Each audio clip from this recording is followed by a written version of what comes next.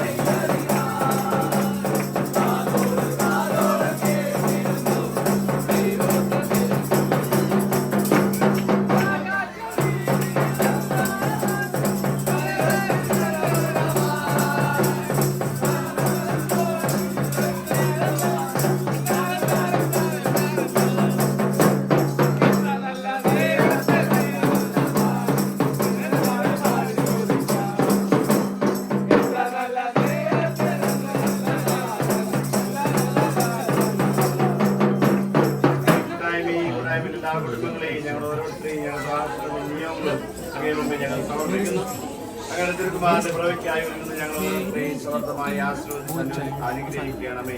അങ്ങനെ സന്തോഷത്തിലേക്ക് സമാധാനവും സ്നേഹവും മറ്റുള്ളവരുമായിട്ട് പങ്കുവെച്ചുകൊണ്ട് എന്നും ക്രിസ്തുവിന്റെ മക്കളായി ജീവിക്കാനുള്ള കൃപാവരം ഞങ്ങൾക്ക് ഓരോരുത്തരും നൽകണമേ. നിത്യം പിതാവും പുത്രനും പരിശുദ്ധാത്മാവുമായി സർവീസിലാണ് നീക്കും.